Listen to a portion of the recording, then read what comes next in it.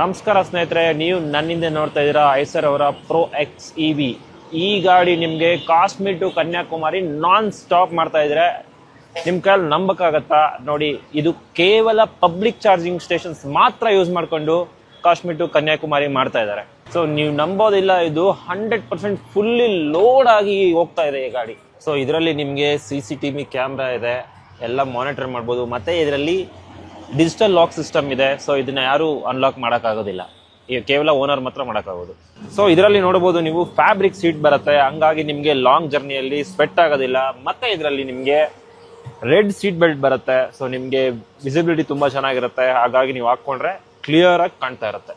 So ನೀವು ನೋಡ್ಬೋದು hand break ಇಲ್ಲಿದೆ. ಯಾಕೆ ಅಂತಂದ್ರೆ ಈ ಫ್ಲಾಟ್ ಸೀಟ್ ಅಲ್ಲಿ ಕಂಪ್ಲೀಟ್ ಆಗಿ ಯಾರಾದ್ರೂ ರೆಸ್ಟ್ ಮಾಡ್ಬೋದು, ಮಲ್ಕೋಬಹುದು, ಹಂಗಾಗಿ ಹ್ಯಾಂಡ್ ಬ್ರೇಕ್ ನ ಇಲ್ಲಿ ಕೊಟ್ಟಿದ್ದಾರೆ.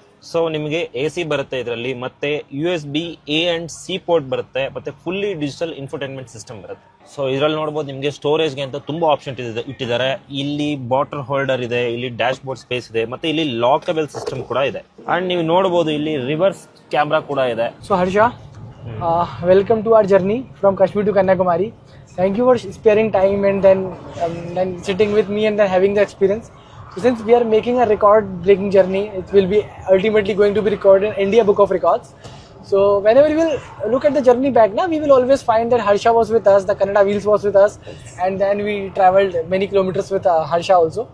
So Harsha, one thing that when I called you and told you that, okay, will you join me on my Kashmir to Kanyakumari drive that I'm doing in an EV pickup truck, what was your reaction? First ನಂಗೆ full shock ಆಗೋಯ್ತು.